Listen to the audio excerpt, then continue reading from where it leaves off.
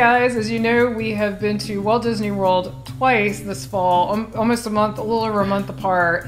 And so we thought we'd do, not a trip report, but actually, because we'll have videos for the whole trip, but actually just share with you a few things that we learned this trip. It's amazing. Through both trips. It's amazing how many times we've been and we still learn new stuff. Well, things change all the time, and we also discover things that we didn't previously know. It'd be a good idea to go ahead and put a short video out and just say what we learned. It's just little tips, basically, that might help you out. So one of the first things we learned, this was in our September trip, is that they have a hard cutoff. I don't know if you know this, but if you're using the Magical Express, or even if you're not, you can actually, if you're staying at a Walt Disney World resort, take your luggage, and they have an airline check-in, and you can check in and also submit your luggage, and they'll take it to the airport for you. That's actually a tip within a tip. I think most people think that's only for Magical Express, and it's not. Which is not. It's for anyone. Anyone, yeah. Even if you're driving, doesn't matter. Which makes it so nice. So we're renting a car at that time, and so it is nice. Just go ahead and check your luggage. That way you just return the car and you go right to the gate. Yep, and it meets you in your destination city. So we were going to do that, and we knew there was a cutoff of 3 hours, but we didn't realize what a hard cutoff it was. Our flight was 5 minutes before the 3 hour mark, so I can't remember the exact time, but I think it was like at 7:55, and if it had been at 8, it would have been fine. I think it opened at 5 at that time. Yeah. But please check all these times, because this is subject to change. Yeah, so they open at 5, and you have to have a 3 hour buffer for them to take your luggage. So the earliest they're going to do take on the flight or take your luggage for your flight has to be 8 a.m. And ours was 7:55, and they would not do it. They would not do it. And he said the system actually wouldn't let him, meaning it wasn't just him being difficult. He said, I'm so sorry, but he said the system locks them out and will not let them do that. So we just want to pass that tip along, because we thought 5 minutes, shocked, surely they would fudge that, but they would not. And we were actually there before the opening time to make sure. We want to make sure we meet that cutoff. And so we had to schlep the luggage ourselves. So we just want to pass that tip along, that is a hard and fast rule. So if your flight leaves any time before 8 a.m. as of this recording, recheck that. You won't be able to use that service. So you want to talk about the next one, the mobile ordering? Or I guess since I did that, I'll talk about that. Yeah. So you guys probably already know, and if you don't, Disney World now has mobile ordering for most of their quick service locations, which is sort of their equivalent of fast food. And you may think, well, why would I need that for fast food? Well, the lines can get really long. It depends on when you show up, and also it can just take a while to get your food. And we haven't been able to use it because, as you guys know, I have allergy problems, and so they didn't have food allergies on the app. Right before this last trip in October, they finally added food allergy ordering for some locations only. Select locations. It's only in the parks, it's not at the resorts, and it's only at the large locations. So for example, in Magic Kingdom, you can, for example, go to Columbia Harbor House and get it, but you can't go to Casey's. Which we're kind of shocked because, well, we thought Casey's is, popular, right? It is popular, but it's small. I'm shocked.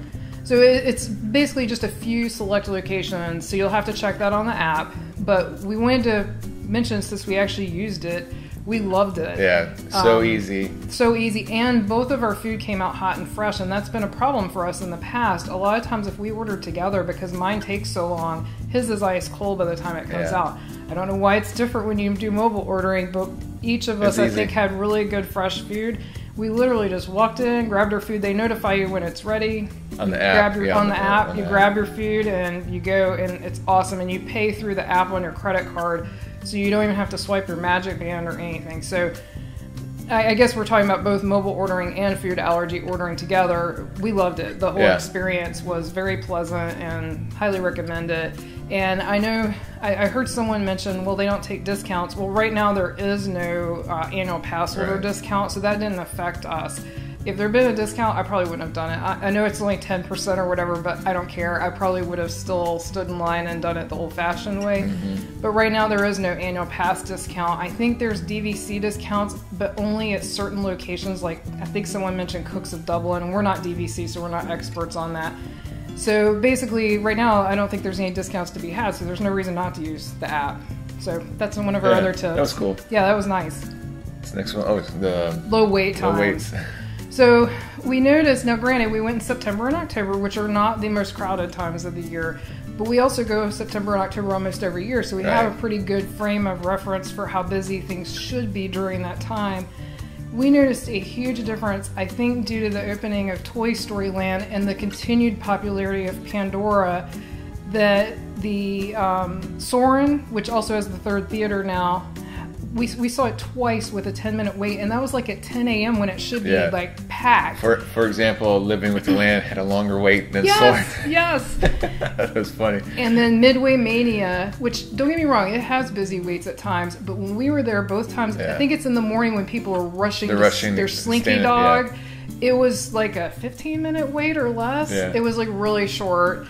And then also Rock and Roller Coaster. We actually went to Toy Story Land, killed some time till our Fast Pass came up, rode Slinky Dog, then went all the way back. So again, it was close to 10 a.m. And Rock and Roller Coaster had only a 15-minute standby. Yeah. And we went in the Fast Pass line because we had a Fast Pass. And there was no, it was just a walk, it was basically a walk-on for Rock and Roller Coaster. So if you have a trip coming up, just keep that in mind. Yeah. I'm sure after the newness or the shininess wears off the rides, that stuff may go back to what it was. And we saw that with Dinosaur too. It didn't have a long wait either because I think everyone's running to Pandora. So, I mean, I think that's if you can get these hard to get fast passes, grab those and then rope drop these other things because they really don't have a long wait. Go check out Dinosaur. They got new, freshen, I don't know what you call it. Refresh effects. Yeah, there's better lighting. There's some screens with little dinosaurs and stuff. The lighting's much better on some of the big dinosaurs now. You can really tell a difference. So yeah, go check that out.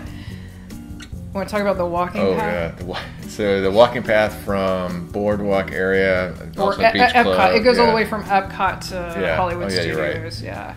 Yeah. So now, because they're doing the work on the bus, they call it the bus depot? It's both the bus depot and the gondola, or Skyliner as Disney's calling it. It's the combination of all that. They're reworking the parking lot at Hollywood Studios. So they're rerouting that walkway, so it's not as direct walkway there. It's now like you go out kind of far out into an existing parking lot, and then they have these huge construction walls. Yeah, construction walls where you can't really see, so you're just getting corralled. It's a corral, and I wouldn't say it's super narrow, but if you leave after the fireworks, which we did one night in September, it's packed because you go the same route that all the people getting on the buses go, and so it was packed, and people were even kind of pushy-shovey because they're trying to get to the bus first. Which I understand. And we're not even trying to get to the bus. We're just trying to walk back to our resort. Very unpleasant, and during the day, it's all in broad sunlight. There's zero shade. So it feels like running at the Bulls with the tight walls and stuff. And it's so hot.